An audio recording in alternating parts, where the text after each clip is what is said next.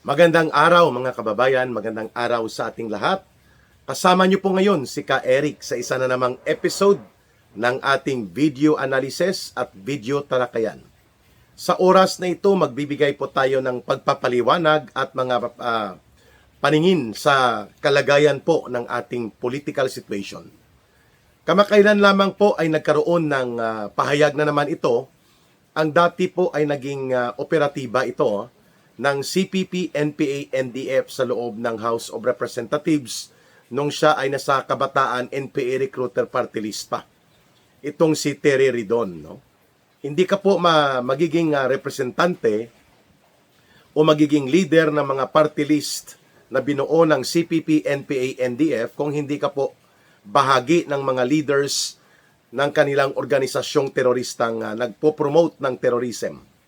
At ibig sabihin po, tinatawag kang kadre o tinatawag kang leader ng CPP, NPA, NDF na nakadeploy sa urban operations. Ang mga party list na ito ay kinabibilangan po ng Alliance of Communist Teachers or yung ACT Teachers. Yung isa pa ay ang Gabriela NPA Lover Party List at itong Kabataan NPA Recruiter Party List. Dati nandyan pa ang dalawa nilang party list na natalo na sa mga eleksyon, ang Bayad Muna Party List o yung Bayan Muna na mas kilalang Bayad Muna. Kasi babayad ka, susuportahan ka nila. Hindi dahil sa prinsipyo, kundi dahil sa pera. Ang isa ay Anak Pawis Party List na minsan tinatawag ding Amoy Pawis Party List. Biro lang po yun, mga kababayan. So yung Anak Pawis, tsaka yung Bayan Muna, wala na po ito. Na-eliminate na ito in 2 elections, no, successive elections. Pero mukhang may bagong ruling na namang Supreme Court na pwede na namang mag-reapply for renewal of registration. Okay? Itong mga kahit talunan na ng magkakasunod na halalan ay pwede pa rin ipa-reconsider ang kanilang application for party list accreditation at makakasama sila muli sa eleksyon, no? Tingnan natin kung anong maniobra ng gagawin ng CPP, NPA, NDF, itong mga komunistang teroristang grupo.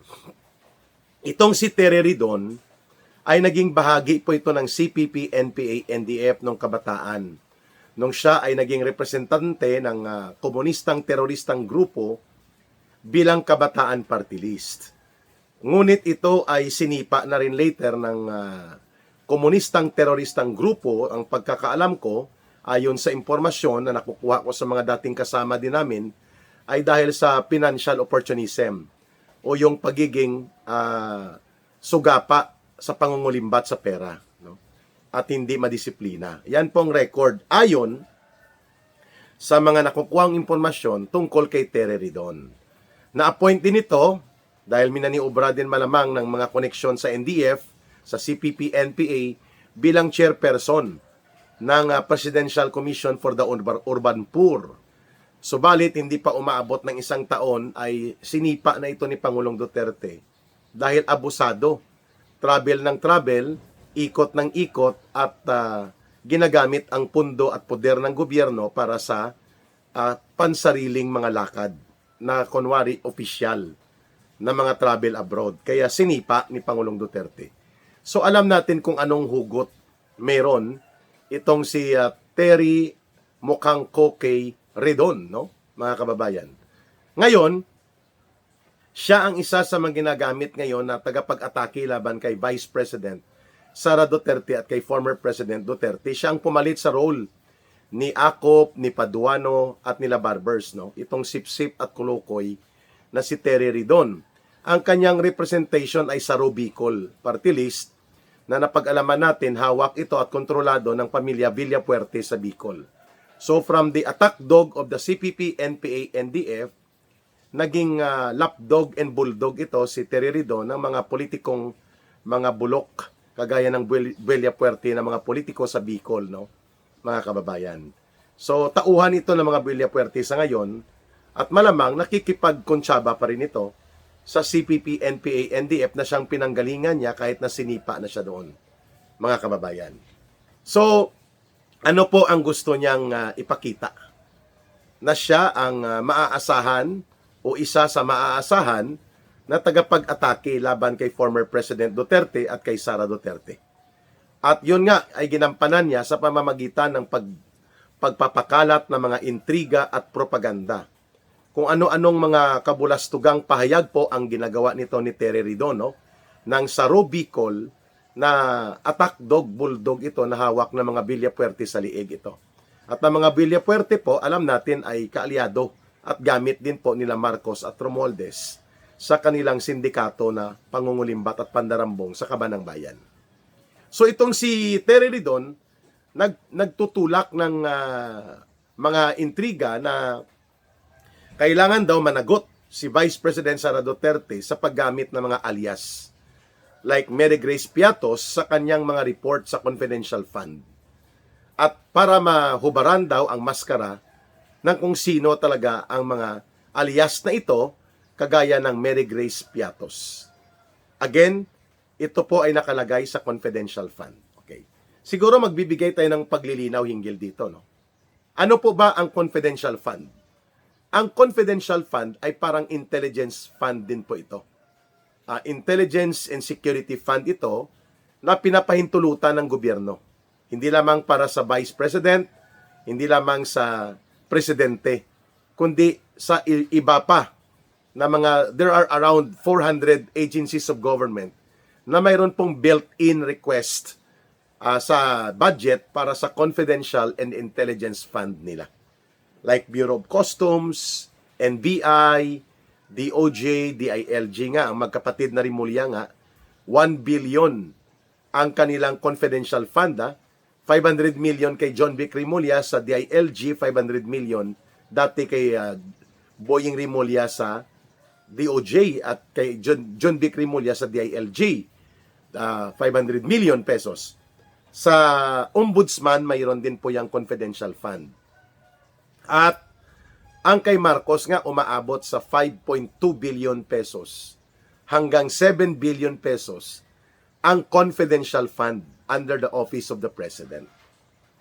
So, klaro there are around 400 agencies of government na mayroon pong pinapahintulutan na allocation or appropriation or budget para sa confidential fund. Ang confidential fund po ay parang intelligence and security fund. Ito po ay sikreto, bagamat mayroong plano. Ginagamit ito sa pagbibili ng impormasyon, pagbibili ng asset at informants.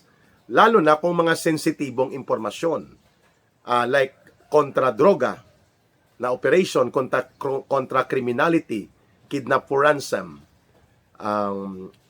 carjacking, drug cartel and drug syndicate, drug lords na mga operation, CPP, NPA, NDF, mga extremist and mga terrorist groups, international traffickers ng droga at ng human trafficking. Marami po ang pagkagamitan nito, mga smugglers. So, delikado po ang mundo na pinagkakagamitan ng confidential fund ay delikado po ang mga tao na nai-involve dyan. Kaya gumagamit po yan ng alias. Sapagkat kapag na-expose po yan, pwede silang patayin, pating pamilya nila.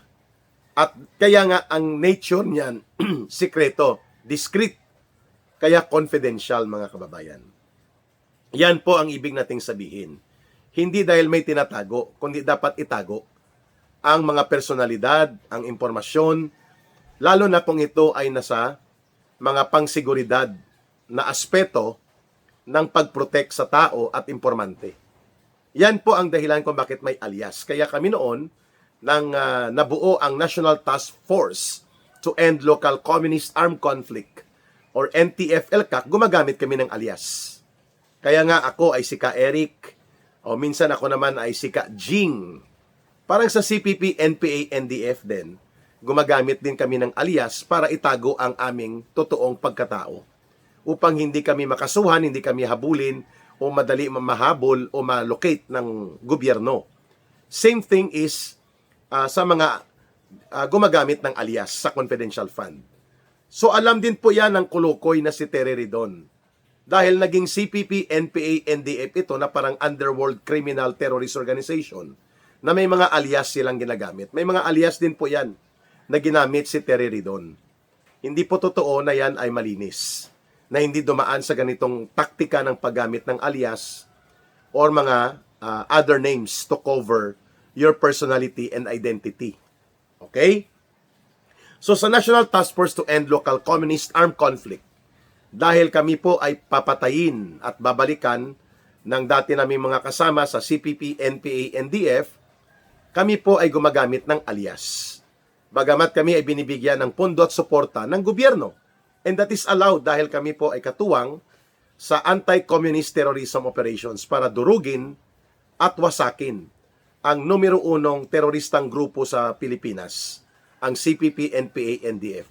That is also the context kung bakit nagkaroon ng Mary Grace Piatos sa items ng confidential report of the confidential fund na ginamit sa opisina ni Vice President Sara Duterte and even when she was still part of the Department of Education bilang concurrent secretary.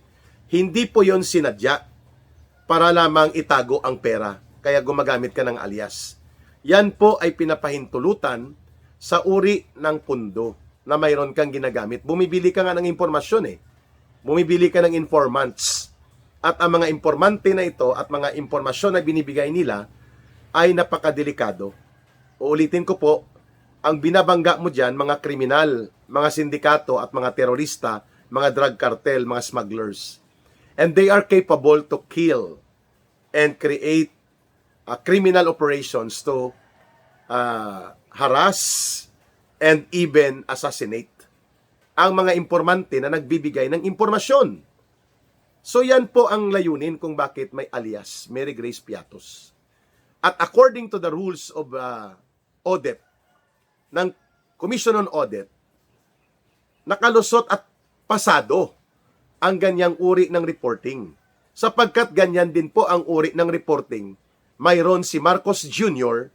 sa kanyang mahigit 5 bilyong pesos, sa kanyang more than 5 billion pesos na confidential in intelligence fund, may mga alias ka rin pong makikita dyan. Kaya ikaw kulukoy na tereridon, busisiin mo. Busisiin mo at buksan kayo nila Risa Hontiveros, nila Laila de Lima, at nila Trillanes. Busisiin nyo ang lahat ng confidential fund. Hindi lang kay Sara Duterte na confidential fund. Ang busisiin nyo, makikita nyo ang alias na mga pangalan. Makikita nyo rin dyan si Mr. Chippy, si Mr. Kikoy, o si Mr. T. Di po ba? So these are normal and allowable practice in the utilization, expenditures of confidential fund by the nature of the sensitivity ng uri ng trabaho at mga operations na nasasangkutan ng paggamit ng pundong ito. Dapat siguro maintindihan mo yan. Kahit ayaw mong intindihin, dapat ihambalo sa iyo yan. Bulat-latin ninyo ang lahat ng confidential fund ng National Bureau of Investigation, ng Intelligence Service of the Armed Forces of the Philippines, ng National Intelligence Coordinating Agency, ng mga intelligence units ng Armed Force, ng AFP, ng Army, ng PNP, ng Air Force, ng Marines. Mga alias names po ang makikita ninyo. So bakit sinisingle out ninyo? Terry, komunista dati na sinipa, bulok style mo ridon. Di po ba? 125 million pesos. Nadeklara na ng Commission on Audit paulit-ulit na ito ay nakatugma sa kategorya ng audit and report ng mga confidential funds. Bakit kailangan mong sisigawan na parang si Sara Duterte lang, Terry Ridon, ang gumagamit ng alias names sa pagsasagawa ng paggamit ng intelligence fund? Pati mga addresses ay ginagawan po yan ng code. Halimbawa, XX2, Metro Manila. So, tatanungin mo kung anong address ang XX2. E di kung safe house yan, susunugin yan ng mga sindikato at ng mga terorista o ng mga kidnapper o ng mga organized crimes. Kung ituturo mo ng XX2 pala ay isang safe house dyan sa loob ng University Hills Subdivision sa Caloocan. O, di po ba? Di, natukoy tuloy ang pinagtataguan ng mga informante at ng mga operatiba na tumutulong sa mga proyekto ng gobyerno kontra sa malalaking mga organisadong kriminal, sindikato, kartel sa droga at pati sa mga teroristang grupo kagaya ng CPP, NPA, NDF. Ganun po kabobo ito si Terry Ridon. Ganun siya nagpapakabobo kahit abogado ito. Parang si Shelo Magno din na nagpapakilalang propesora sa University of the Philippines pero hindi niya alam anong delineation and functions ng mga otoridad at opisyal ng gobyerno para sabihin niya na abogada ka Sara Duterte, di ba? O bakit wala kang kinasuhan ni isa mang kurakot sa gobyerno? Sapagkat hindi niya trabaho yun. Ang Vice President ay standby President according to the constitutional duty. At hindi siya ang ombudsman, Kolokoy Shelo Magno. At hindi siya ang Office of the Solicitor General. Hindi rin siya ang Department of Justice. Parang ganun din kay Terry Ridon, nagpapakabobo dahil ginagamit na attack dog ni Marcos at ni Romualdez kahit ano na lang ang sasabihin. Parang si Lola Claire, Aling Claire Marites Castro din, abogada din, pero mas kilala siya bilang butangera at palingkera kaysa abogada. Di po ba? The way she delivers the messages, mas lalo niyang binabaluktot ang katotohanan sa pagtatabon-tabon at pagtatakip sa kalukuhan at katarantaduhan ng kabulukan ng gobyerno ni Marcos at nila Romualdez. So yan din po ang imahe ngayon ni Terry Ridon. Alam niya na alam natin na alam niya na allowed and tama na may confidential fund na mayroong mga aliases. Ang mga gumagamit at binabayaran ng mga assets, informants, safe houses sapagkat yan ay nasa nature ng uri ng pundo na dapat gamitin yan sa confidential items. Secret, discreet, covert. Yan po ang ibig sabihin yan. And hindi lang kay Sara Duterte yan, applicable. Ginagamit po ang paggamit ng alias, mga code, mga itinatagong address, itinatagong personalidad, itinatagong mga operations, sapagkat yan ang nature ng Confidential Intelligence and Security Fund. Yan. Ngayon, ano ang epekto niyan kung ipabusisi mo ang confidential fund ni Sara Duterte, Terry Ridon, Lola Laila de Lima, and Risa Hontiveros, dahil lang sa pangalang Mary Grace Piatos, pabusisi nyo ang lahat ng pundo na pinagkagamitan ng Intelligence Service of the Armed Forces of the Philippines, ng National Intelligence Coordinating Agency, ng Army Intelligence, ng Naval Intelligence, ng Intelligence ng NBI, ng Coast Guard, ng Marines, ng Air Force, lahat ng ito, 400 almost agencies. Ibinuyang-yang natin ngayon ang mga state secrets sa mga kriminal at mga teroristang grupo. Anong uri ng utak mayroon kayo para itulak nyo ang kabuloktotan na ito just because you want to attack, demolish, and paralyze Vice President Sara Duterte? Kaninong interes po na mabuyang-yang ni Terry Ridon ang mga pangalan ng confidential funds, aliases, at mga safe houses dyan na ginamit sa report ng Vice President at ng siya ay DepEd Secretary pa? Interes po yan ng CPP, NPA, NDF sapagkat alam natin na ang pinag-ukulan ng mga pundo na ginamit sa confidential fund when she has still the confidential fund, si Vice President Sara Duterte, at kahit nung siya ay DepEd Secretary pa, ay ang mga komunistang teroristang grupo ang tinarget po ng operations na yan. Kaya wag kang magmagaling as if ang Mary Grace Piatos ay makikita lamang kay Sara Duterte. Mayroon pa nga ang Mr. Katsupoy sa Office of the President na alias. O, tanungin mo rin sino si Mr. Katsupoy. O, tanungin mo rin kung saan ang XYZ na address kung ito ay nakalagay sa confidential fund ng ISAF. Tatanungin mo kung anong nakalagay sa XYZ sa address sa lugar ng Metro Manila.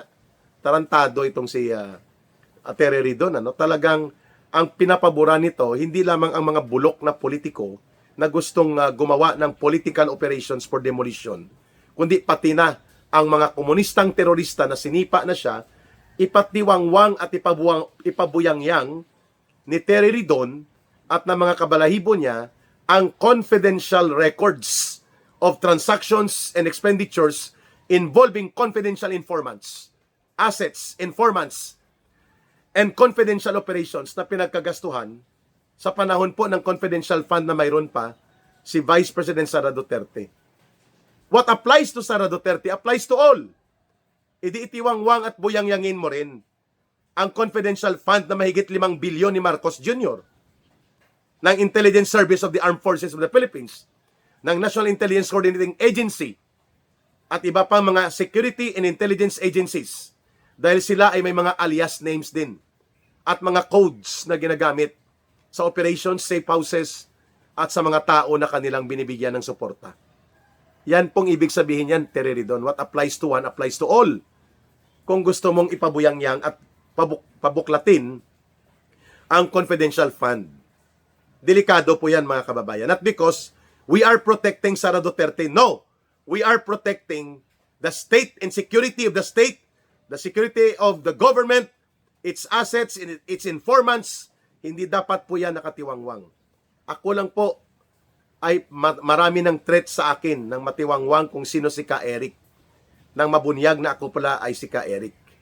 Hanggang ngayon ang pamilya ko under threat. Alam mo ba yan? Terry Kulokoy Ridon. Ako mismo, subject na patayin ng CPP, NPA, NDF. At lahat na kami ng mga lumantad na. So, yan bang gusto mong mangyari kay Mary Grace Piatos kung sino man yan? At sa iba pang mga confidential agents, assets and informants ng gobyerno?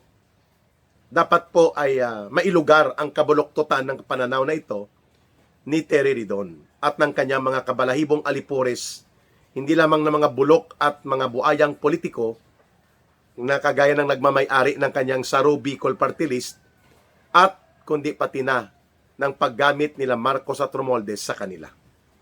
The confidential fund using aliases, codes, and other discreet and secret and covert operational cover are allowed under the Commission on Audit Rules on audit pertaining to confidential fund expenditures and utilization.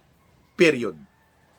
And that applies to Sara Duterte and to all other agencies of government, including kay Marcos, na mayroon din pong mahigit 5 bilyon taon-taon na confidential and security intelligence fund. Kaya hindi rin yan dapat mabusisi. Kasi kung busisiin mo din ng kay Marcos, busisiin mo na rin pati ang lahat. And that is not allowed. And there is a law on the protection of state secrets and confidential and intelligence and security matters pertaining to national security. At hindi natin papayagan ang kapretsyo na ito ng propaganda ni Terry Kulokoy Ridon at ng kanyang mga alipores at balahibo niya.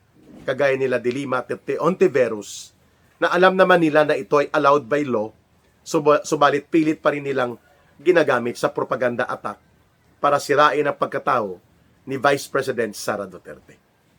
Kaya dapat lang ito ipaalam sa mga mamamayan. Hindi po tayo titigil na ito ay maipalaganap at magkaroon po ng kaalamang tama ang ating mga kababayan.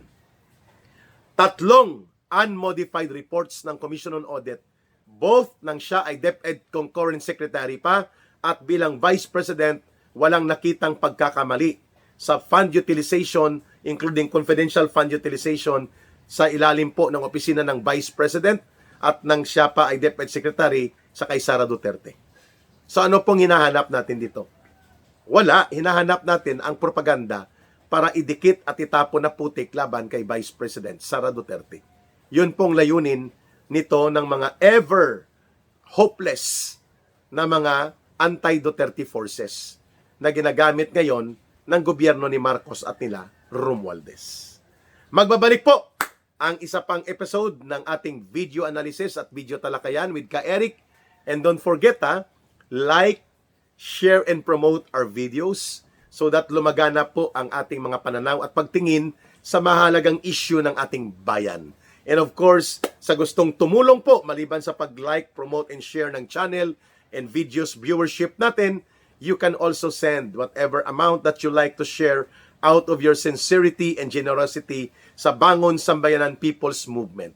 Ang atin pong ginagamit na GCash line ay 0916-308-7710. 0916-308-7710. Langging po, Orohilda Celis. Mabuhay ang sambayan ng Pilipino, mahalin natin ang bansang Pilipinas. Walang ibang magmamahal nito, kundi tayo ring mga Pilipino. Para sa Diyos at sa Pilipinas nating mahal, may God bless everyone, and may Allah will be with those who are Muslim, brothers and sisters. Mag-ingat po kayo palagi at be strong in facing the challenges of life. Bye for now. Ito po si Ka Eric.